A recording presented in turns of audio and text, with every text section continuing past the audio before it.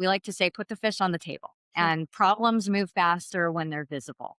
So it's a wonderful thing when you feel that momentum, and you can feel that people are encouraged to be authentic and transparent and to discuss issues. Doesn't mean we can always do something about an issue. It doesn't mean everybody's, sole purpose is to just bring up the problems. Strategy moves when people are willing to deal with reality and then take ownership for what happens next. You're listening to the Growth Edge Leadership Podcast, where leaders sharpen their edge and elevate their impact. Let's grow together.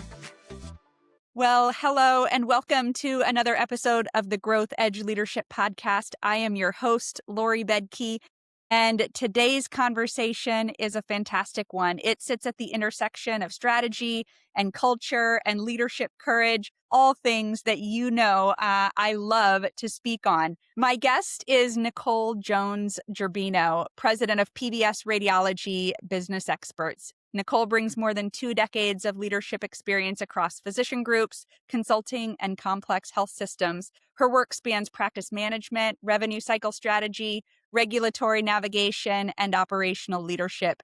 She's also a national speaker and the creator of Owning It, a leadership platform that's focused on ownership, raising the energy in rooms, and helping leaders to move organizations forward. And I have to tell you, I first met Nicole at a conference last summer, and her energy was what was first magnetic in attracting me to her. And I've enjoyed a couple of collaborations we've had since. And this conversation today, I've just been kind of vibrating, getting ready for it in the most positive way, because Nicole brings so much magnetism in her day-to-day. What I'm most excited to explore today is Nicole's perspective on something a little bit deeper and something a little bit more important: how leaders build organizations where strategy and culture are aligned, truly aligned, where employees are very valued, and where flexibility fuels creativity rather than just chaos. But that's enough of my voice. I would love to pass the mic to you. Nicole, welcome to the show. Fill in the blanks and offer a little color commentary to the listener. Well, thanks, Laurie. I echo your enthusiasm. I am very thrilled to be here and to talk with you. And our first conversation, where we started talking about different collaborations, actually felt like we were on our own personal podcast during that time, because we were just sharing so many different things in leadership and our time in healthcare, and just leading well in organizations. So I'm so excited to be here with you and with your listeners, with your audience as well. And looking forward to diving in to strategy, culture, people, and leading well in healthcare, because that is not for the faint of heart right now. And so, I think we have so many pressures that other industries do not face. And so I'm excited to dive into some of those things with you. Yeah. Well, let's go ahead and dive right on into the deep end. I would love for you to really kind of introduce yourself to the listener. You have such a unique and powerful story, ascending from an upbringing on welfare to the boardrooms of very influential organizations. Tell a little bit of that story. It's not a 3-hour podcast, so we can't get the full version, but tell us a little bit about your journey and how it's shaped your leadership philosophy. Sure. Well, my journey has really been rooted in the idea of really a couple of different things. First of all, leadership really begins when responsibility shows up. Oftentimes, for some of us, that's earlier than expected. And responsibility shows up, and you decide that you're going to carry it and that you're going to try and carry it well. And, I also really try to embrace my story. For a long time, I really lived, you talked about this journey, right, from welfare to the boardroom. And for a lot of times, I felt like I had a life over here in my past, and then a life over here in, the last 20 years or so. And when I started to really be able to connect with people even more was when I realized that those stories from my past and the upbringing and some of those experiences, they weren't just things that shaped me. They were actually things that, when I began to share them, connected me with other people and, gave that perspective and also helped people to understand one of my core principles, which is, you don't get to choose your circumstances, Laurie, but you get to choose what you do with them. You don't get to choose your beginnings, but you get to choose what you're going to do with those beginnings and where you're going to go from there. And, I love to use that to not only help other people find their potential, but to really help people see that that potential is limitless, whether that's growing a company, whether that's growing personally, whether that's growing and leading professionally, or in any circle of influence that you may have. I appreciate that so much. And I think as you talk about the perspective that you've gained from that, it's such an important reflection of just who you are at your core, but it also reinforces something that I believe deeply, which is we are all going to face adversity and it may come in myriad different ways, right? Hardship is really not a matter of if, but it's a matter of when for almost everyone. And for leaders that choose to learn from it and let it shape them for the good, almost always it results in a deeper or richer understanding or desire to pursue understanding of others. And it kind of results in a heightened empathy. And so much of that, when you're describing kind of how that shaped your leadership philosophy, I'd be curious if that resonates with you and how have you seen that play out for you?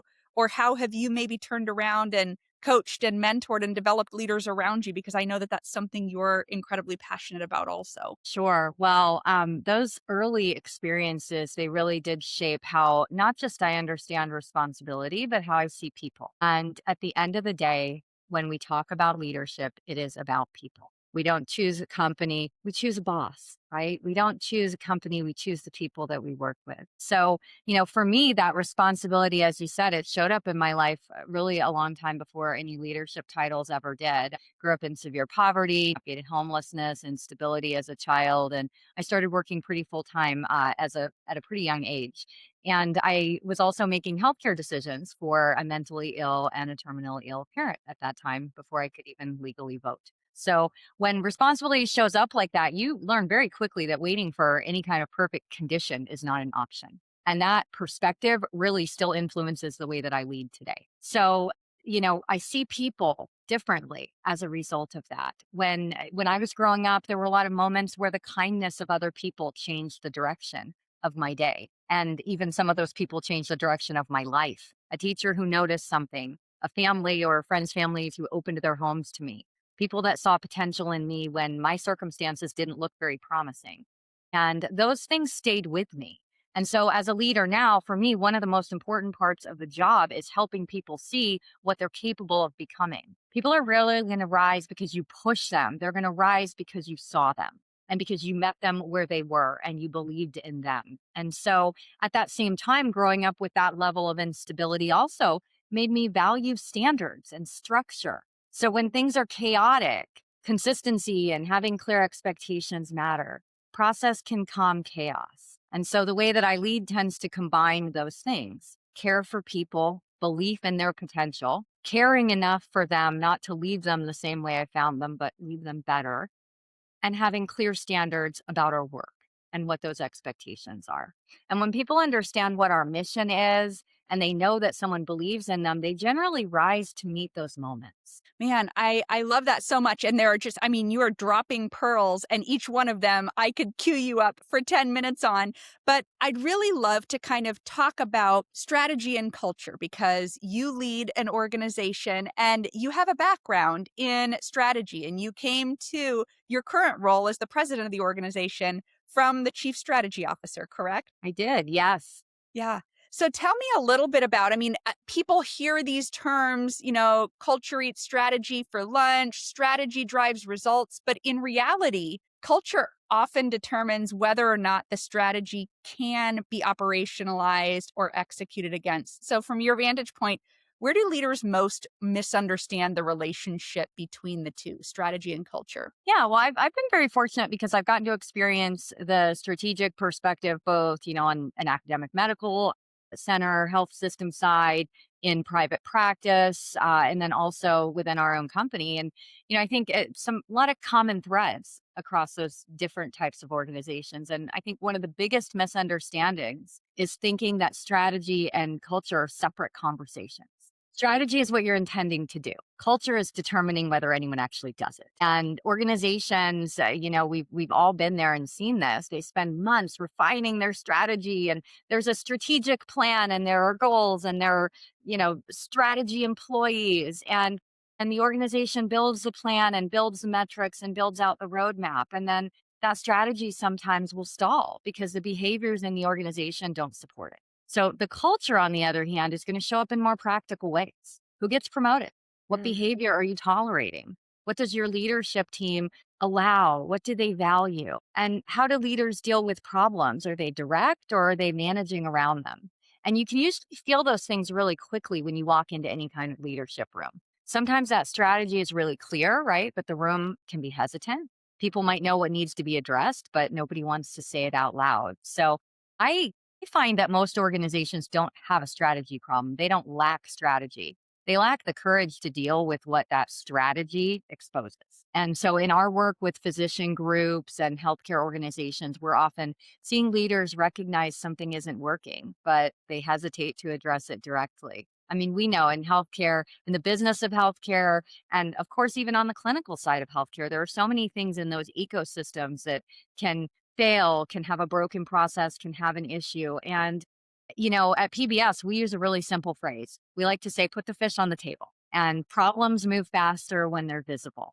So it's a wonderful thing when you feel that momentum and you can feel that people are encouraged to be authentic and transparent and to discuss issues. Doesn't mean we can always do something about an issue. It doesn't mean everybody's, sole purpose is to just bring up the problems. Strategy moves when people are willing to deal with reality and then take ownership for what happens next. And I think oftentimes the bridge between the strategy and an employee having, that responsibility to own it is really in clear role expectations. And that is one of the responsibilities of leadership that often gets dropped because it's murky. There are matrix reporting relationships in organization, and then a very crystal clear and even very compelling and viable strategy doesn't turn up into culture because people don't know who's really responsible for it. And the result is, kind of this perpetuated mediocrity or just opacity in organizations. Would you agree? I absolutely agree. It's part of why I named my leadership content platform Owning It,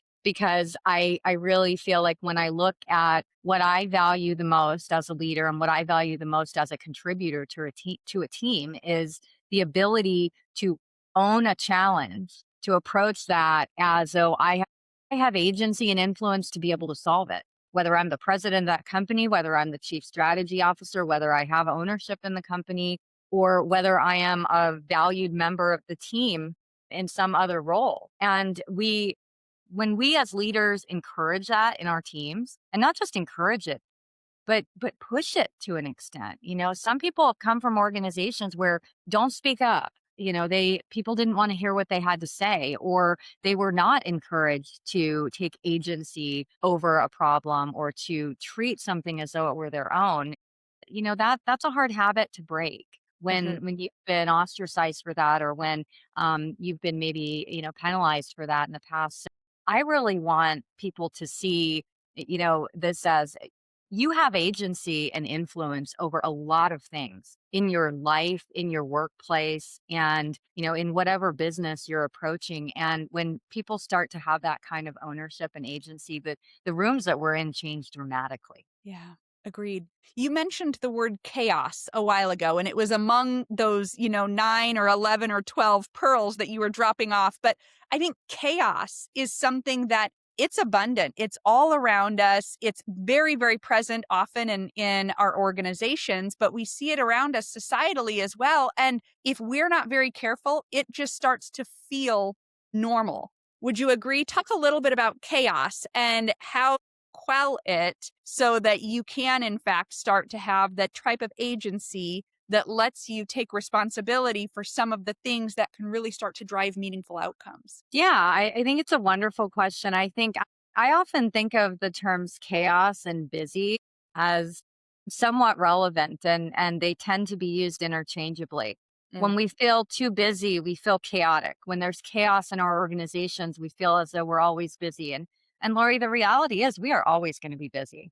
Yeah. Problems are opportunities. If we don't have problems to tackle in healthcare, most of us probably won't have jobs. It will just be the doctors because everything else will be taken care of, right? So I look at problems and to an extent, chaos as a healthy thing and something that's expected. And, I think when we look at how to tackle maybe that chaotic feeling or that feeling of busyness, it's looking at what are we feeling as chaotic? What are we busy doing? And I think for us as healthcare leaders, we can spend entire days in meetings, responding to emails, solving these small operational issues, and we can feel very productive, right? We can feel that we're serving, we can feel that we're doing all the right things and incredibly busy. But then we're avoiding the few decisions that are going to actually move the organization forward or actually benefit our patients, benefit people. And I think that's the time I'm going to shift just a little bit because I feel like that's the time when you're chaotic and you're busy that you can shift into mediocrity. Hmm. And I see that creep in a lot when leaders start managing around problems instead of addressing them. Nobody walks in saying, I hope our standards drift today, or I'd like to postpone all these conversations. But people start accepting things that maybe they would have addressed earlier when they're feeling in a chaotic situation or when they're feeling that busy. And Yes. the team notices, Yes. the organization notices. So I believe strongly that standards are one of the most clear and kind and respectful things you can give a team. And having high standards is not something to apologize for because that's how we sort out, well, what is chaos versus the normal busy of our industry, and how do we decide what we approach first and what we tackle first. And that's where to me that process part comes in, but it always has to go back to understanding what are our standards? What are our non negotiables? What are we not going to accept? Yeah. Well, and that is where standards can be such an important principle or element or practice within an organization because culture shifts so subtly but so insidiously, and all of a sudden chaos has become the norm, or all of a sudden we went through a big construction project, or we went through a big conversion project, or we went through a big epidemic or pandemic, and whatever it is that resets the norm, and now all of a sudden it feels very pervasive and it has become what we tolerate unless there is a consistent true up and an intentional way to then objectively reset to a standard or an expectation. Absolutely. I think, the other thing that helps me a lot when I'm trying to frame out standards and expectations is, one of the core principles that I try to live by, and I'm always learning on this and I'm always learning ways to do better, but it's raising the energy in the room. And I read that somewhere years ago and it just stuck with me. Sometimes you get a phrase in your head and you go, I cannot get this out of my head. And so I really thought about that because to me, raising the energy believes or means that we're shifting what people believe is possible in that moment. And when you're raising standards or you're defining standards, people have to believe they're possible. And even more importantly, they have to understand why. Well, why are we changing this? Why are we shifting direction? Navigating change is one of the biggest conflicts that organizations see. And if we can go back to shifting what people believe is possible and the understanding and the enthusiasm of why we're doing it that way, it's such an important thing. And energy to me isn't just about bringing some enthusiasm, right? Because then everybody would do that. I like to say what I lack in talent, I make up for in enthusiasm, but it's also bringing clarity, it's bringing direction.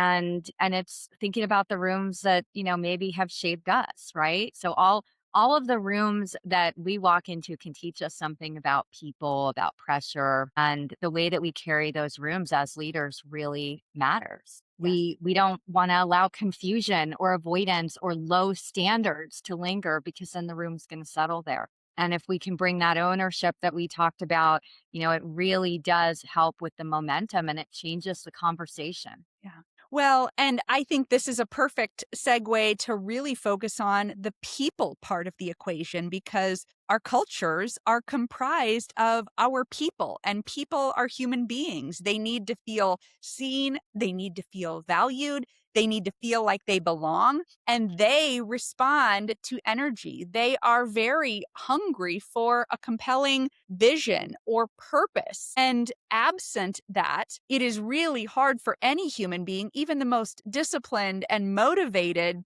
and capable human, to pull their best tip-top level of capacity or performance out of themselves. And so, I mean, there's this divide that I see. I'm curious if you agree, where so many organizations say that people are their greatest asset, right? But in reality, people often experience something very different. Would you agree? That completely. And I've been that person. And I think some of it goes back to the culture, some of it goes back to the values of the organization. And I will not pretend to have it perfectly or to have it all figured out. And my goal is always, when I talk on one of these podcasts or if I speak on something, I don't ever want someone that works for my company to look and go, well, that's not what I'm living when I'm there. So we try to do everything we can to get it right. And I think when we think about valuing people operationally and we think about the experience people are having, at the end of the day, my goal is not neutrality. It's I want to make people feel inspired to work somewhere, proud to work somewhere, excited to work somewhere, maybe a little nervous, right? Because a little nerves is a good thing. It means we care.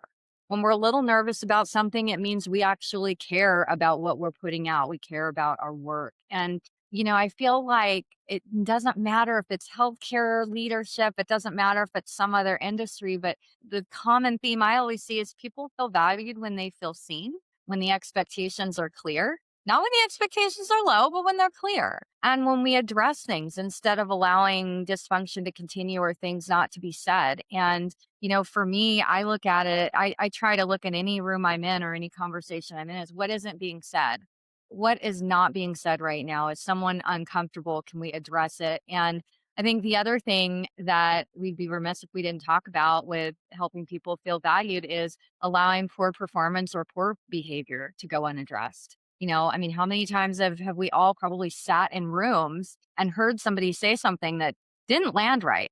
It was rude, it was unkind, or it was just plain inappropriate. And I think when people know that you're in their corner, when Mhm. people know that the leaders you're going to hire in your organization are going to be in their corner and want what's best for them and want to invest in them and their potential, your best people will know that and they will see that. And valuing our teams means we're investing in their growth, and it also means we're standing behind them.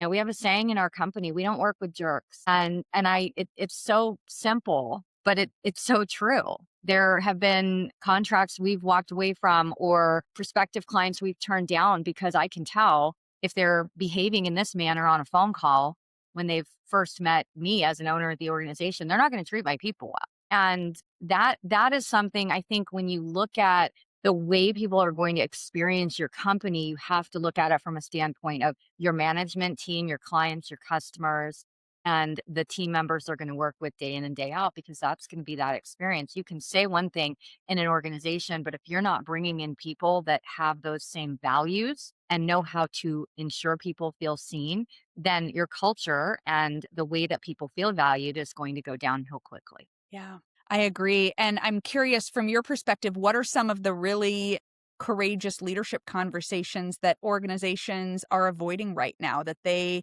desperately need to have? Yeah, I think it's interesting. I just wrote an article about this concept that I've been exploring, which is, the blending of new talent versus legacy talent on teams. And I think because that's navigating change, it's navigating performance, and it's also at times just navigating new ways of doing things. That's the time where I think people get the most uncomfortable. When you say we're going to change something, right? Some of the most uncomfortable words for anyone to hear in the English language are, we're going to make these changes. And immediately it goes to, how does this impact me? How does this impact what I deliver? How does this impact the way that I see myself? And, I was just at a conference with this wonderful speaker, Eliza Connor, and she was talking about mindset.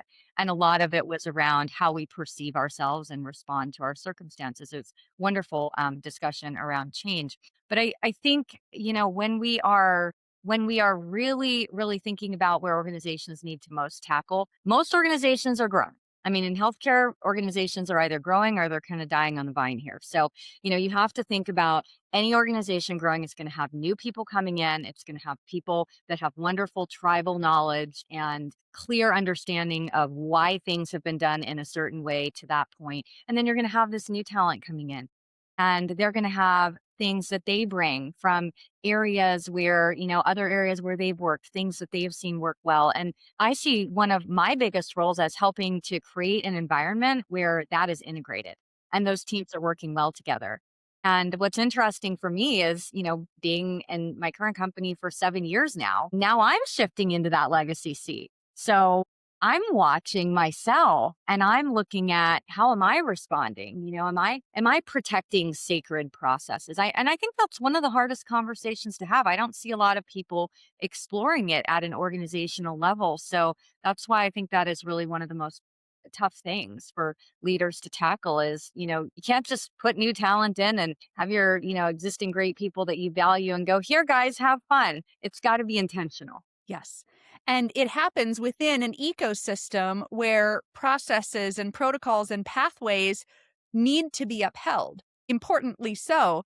But we have to be re engineering and rethinking and shifting and evolving the way that we do that from the process perspective and from the human perspective. So I'm curious what you think if you're looking ahead 10 years or 15 years, what do you think is going to distinguish the healthcare organizations that are thriving a decade or more down the road compared to the ones that are struggling? Well, it's a good question. I mean, I think there's always a conversation of technology and AI and all of these things, but rather than going down that route, I'm just going to say the organizations that are going to thrive in this complex environment are going to be the ones that make decisions faster and they build their leadership capacity across the organization. Because when we look at the advances in technology and advances in AI, it is really shifting from task based focus to and task management to discernment and judgment and being able to continue to build our capacity. And when I say leadership capacity, I mean everybody thinking as leaders and thinking as influencers in their organization. And the companies that are going to do well will be the ones that invest in developing leaders at every level instead of relying on a hierarchical model to manage complexity.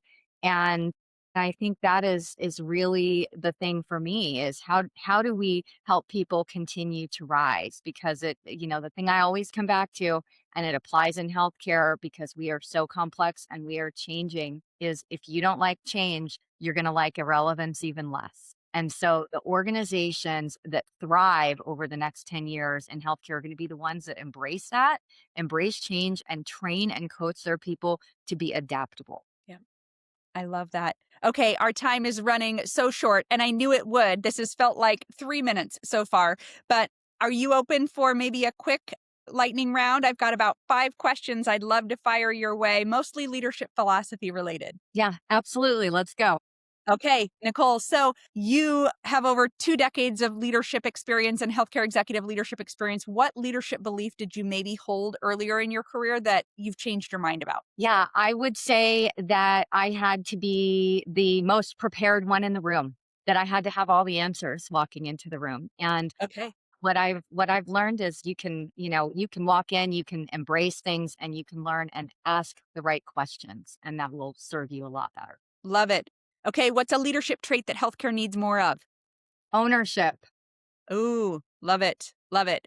How about a leadership myth that needs to die? That leadership is about Indeed. What's the best leadership advice you've ever received? the people in front of you or the work. Interesting. Last question. What's one leadership habit that drives your performance personally? I have to, in order to feel that I'm doing what I need to do, I have to identify the actions every day, just a few that are going to move my organization forward and take them. And I need that tangible movement. So take action. History favors those that have a bias for action. The Yep. future, that's how you're going to get through in the future is have a bias for action. Just do it, do the thing. Indeed. I've loved this conversation, Nicole. Thank you for sharing your energy with me and the listeners. This work of aligning strategy and culture and people is super complex and way easier said than done, but it's also where the most meaningful leadership impact happens. So thank you for joining me. Thank you so much, Laurie. It's been wonderful to talk with you. Thanks for listening to the Growth Edge Leadership Podcast. Until next time, stay curious, keep growing. I'm rooting for you.